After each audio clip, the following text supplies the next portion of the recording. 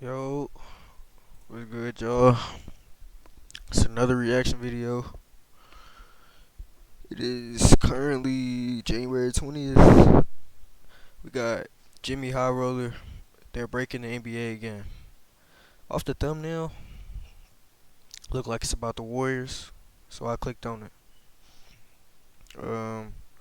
Long time Curry fan, so I gotta rock with the Warriors. Let's get into it. Over the last decade, three-pointers have taken over the NBA. The shot transformed from a gimmick so underutilized that the league had to move the three-point line closer to the hoop just to incentivize teams to take more, to a shot that now determines the outcome of many games. But after an entire era of seemingly exponential growth, recently the barrage of three-pointers appeared to stabilize. In fact, the league had become so saturated with threes that the scales had flipped and two-pointers became slightly more valuable than three-pointers. Just like anything else, something that was good and effective but only up to a certain point, and that point had been reached. The shot was pushed to its fullest extent, and the three-point revolution Everybody shooting its threes now, bro. conclusion. Except it didn't. This season, teams across the NBA Think are about it like shooting this. We got a 7'4", however tall Wimby is, fucking giant, shooting threes now. Put that into perspective. Early 2000s, you seen that? He's a fucking alien. He's an alien.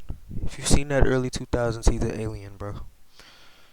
Or 90s. Let's say 90s, 80s. You see that 90s, 80s, he's a fucking alien, bro.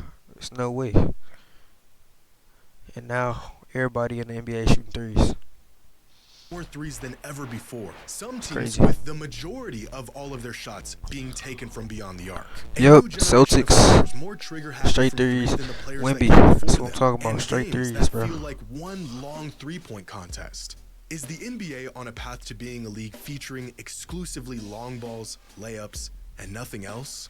Well, in 2015, right about the time the league began to shift away from the basket, Steph Curry attempted 8 three-pointers per game, the highest total in the league that season, and just the 5th player in NBA history to attempt at least 8 threes a game. By the next season, 3 other players joined him as ultra-high-volume three-point shooters. But by 2020, the number of players across the league attempting at least 8 threes a game jumped to 15. Harden shooting that many threes? Was long in effect by this point. I can see if it was at 27. Let me see that 2017 Harden season, 2018 Harden season.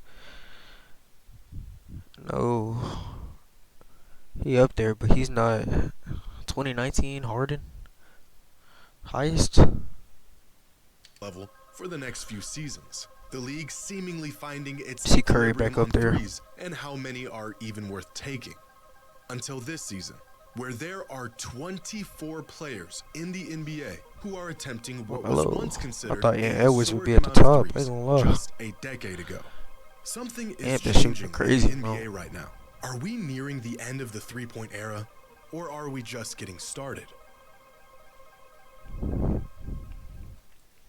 Need a UGC video for your business? Find me and many other skilled creators on Fiverr. Or you could. Today's video is brought to you by Me. In the promo, often point-oriented to find how bad. In 2016, the Golden State Warriors completely redefined how basketball is played. For the first time, a team that centered their offense around the three ball proved that it can be a championship-winning strategy. And they weren't just a three-point-oriented team. They were the three-point team. They bucked age-old notions of what great basketball could look like. Their star duo, named after their shooting abilities, the most influential team of our generation.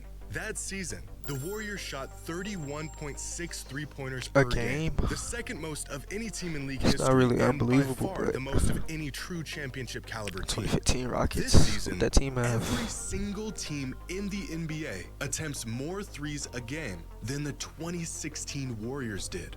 Their influence reshaping the league far more than anyone could have anticipated. But teams aren't just shooting more threes than ever before. They are approaching the point where the majority of all shots taken in a game threes. are three-pointers. It's crazy. Here's a game between the Hornets and the Celtics. And with 10:36 left in the third quarter, Jason Tatum attempts a three. The Hornets come back and attempt a three as well. Celtics turn it over, Hornets attempt a three. Celtics come down and attempt another three. Hornets come down and attempt a three, followed by a Celtics. It kinda look like bro, you ever been to a 24-hour fitness run? One guy come down and challenge and just saying going back and forth to threes, and that's like what every NBA team is doing now. Back and forth to threes, bro. It's crazy. Celtics three, followed Especially by a these Hornets teams. three, followed by another three. Celtics switch it up for a moment with a layup, and then right back to a Hornets three. Turnover, Hornets three, Celtics Bro, three, that's crazy, Hornets bro. three, Celtics three. This was a real sequence in an NBA game. This actually happened. A 4-minute stretch where both teams combined for nearly 14 consecutive three-point attempts if it wasn't for an easy layup at the rim. And it's crazy because some of these dudes not even 3-point shooters. Some of these dudes got the build to get to the bucket, bro. And it pisses me off when you got the build to get to the bucket and you're shooting the fucking long ball. You're settling for threes. Why? This is insane, and it's not even out of the ordinary this season. Here's another sequence between the Celtics and the Knicks. Now, this was already a blowout, so you never know what you're going to get in these situations. But how about a three ball followed up with a turnover, another three ball, and another three ball, and another three ball, another turnover, three ball, turnover, three ball. Oh, look, there's a layup. And then back to another three ball, and a turnover, and a three ball. And take a wild guess, a three ball. 3 straight minutes Air ball. of three-pointers. 8 from the Celtics alone, and they missed all 8. But even this was nothing compared to what happened in a game between the Hornets and the Hawks. With 1 minute and 45 seconds left in the first quarter, the Hornets made a mid-range jump shot. What's so special about this mid-range bucket? Well, nothing, other than the fact that this would be the last shot they would make outside of layups and three-pointers for the rest of. I wonder how many of the Hornets 3 balls come from LaMelo and Brandon Miller. I would love to see that stat. Like, the amount of 3 balls I see them shoot is crazy. The entire game. For the next 37 minutes of game time, outside of free throws, every single point Trae the Young Hornets shoot a lot of scored until threes. the end of the game was For from the right Hawks. here or out here. In fact, throughout this entire game, the Hornets scored 120 points. Only 4 of them came from a shot that wasn't a three-pointer, a layup, or a free throw. Has the crazy. complex, rich, and diverse game that we love truly been reduced to this? It certainly feels that way at times. Through 100 games so far this season, a whopping 42% of all field goal attempts have been from beyond the three-point line. A total that has nearly doubled since 2012. Sometimes it feels like we're watching one big three-point contest, because at times, we are. In fact, at the current rate the league is going, which may or may not continue, half of all shots taken in an NBA game will be three-pointers by the 2032 season. But it's not just that teams are attempting more three-pointers. Teams have regressed to taking only the best, most efficient shots on the court. Three-pointers, layups when they're available, and hardly anything in between. Excluding free throws, 86% of all points scored from NBA teams this season have been from beyond the three-point line or within 6 feet of the basket. 20 years ago, only 65. So I wonder if they added a 4-point shot, how many of the percentage of threes would go down? I wonder would the 3 even be as valuable anymore if they added a 4-point shot? Adam Sandler. From Silver. Give you ideas, bro. If you add a 4-point shot, but then they gonna be forcing 4-point shots up. I don't know, but I feel like you add a 4-point shot, the value in threes goes down. Well, I know it goes down, but I wonder how many players would still be who wouldn't go to the 4-point line. They would just straight shoot threes. Wouldn't even bother going to the 4. Hopefully we see that in the NBA one day. Percent of all points were scored from these zones. Now, this upward trend of near and far and nothing in between may not continue. Over the past few seasons, there has been some stagnation in three-point attempt rate, so there may be a shift in the other direction in the coming years. But the NBA tends to follow the leader. What are the winning teams doing, and how can we adapt, emulate, and optimize that style of play? And right now, as much as we can't stand it, winning basketball looks a lot like a three-point shootout. Before the beginning of this season, Celtics head coach Joe Mazzulla said the team planned on shooting a lot more threes this year. They did the math, and it checked out. We need more threes. But outside of Harden's Rockets, last year's Celtics attempted more three-pointers than any other team in NBA history. It was a recipe that was so good, it helped them win a championship. How many more threes? So our could they team's game possibly planning around shoot? threes? The 51. This year's We're game planning around threes now? Celtics are shooting 51 three-pointers per game. That is 56% of all of their field goal attempts. Arguably the best team in the league, coming off of a championship, is shooting six more working. three-pointers It's working per for game than any other team in league history. So the cool thing about Pi is that you can choose to just block every ad that you're seeing, or you can opt in, watch the ad, and then get. But are three-pointers and the sheer volume of them really a recipe for winning basketball? Is this truly the future of the game and what teams will need to do to compete?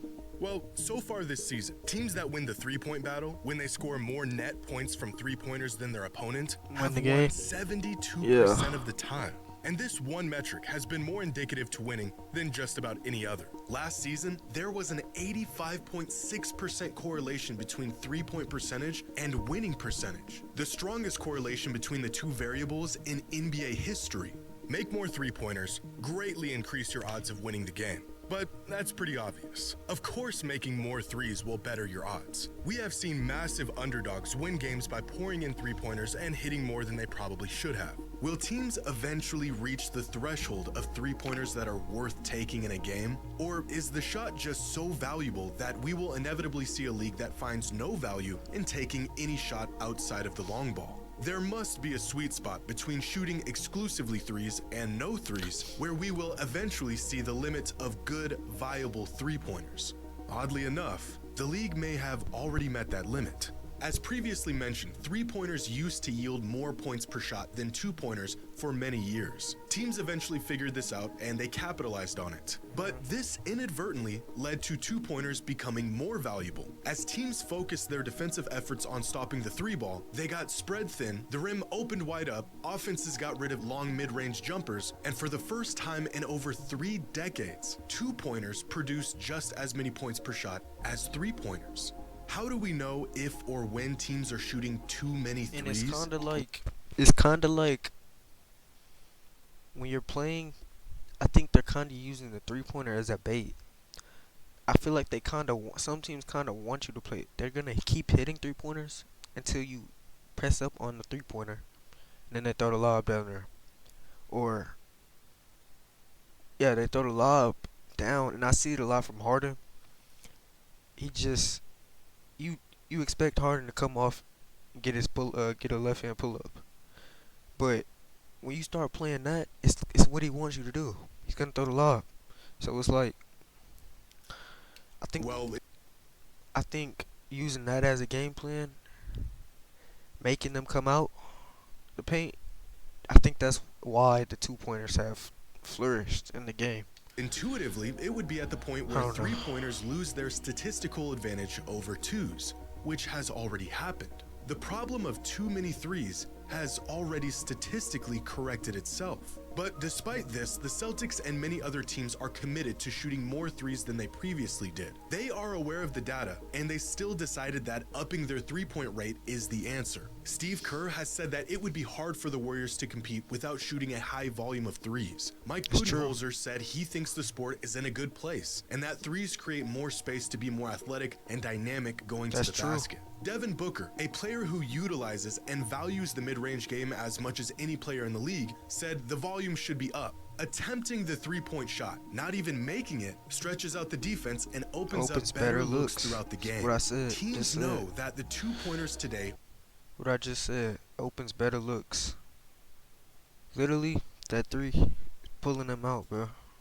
aren't It's a as cheat valuable code. as they are in spite of threes. Two-pointers today have become so valuable because of threes. As Devin Booker stated, even when they aren't going in, the spacing and ball movement that three-pointers provides to teams creates an incredible advantage compared to any other shot. In fact, it's no coincidence that points per shot on two-pointers began to climb rapidly at the same exact time as the three-point revolution. When you force teams to guard the three, you also force them to give up the two. This whole time, we've been watching these games thinking teams are shooting way too many threes. And all along, they weren't just shooting threes because they're worth more points. They've been shooting more threes to create more points in other areas. The direct benefits of volume three-pointers actually plateaued quite a while ago. Teams aren't yielding Forgot more he was in points the per league. shot on threes CJ today McCollum. than they did a decade ago. But the indirect benefits of volume threes continues to grow the more teams make and take them. Which means, in theory, the number of threes we're seeing teams take could continue to climb, despite the fact that they are already at the peak of their direct statistical think- advantage. Go ahead, But start game planning just how around much threes, further man. could this go?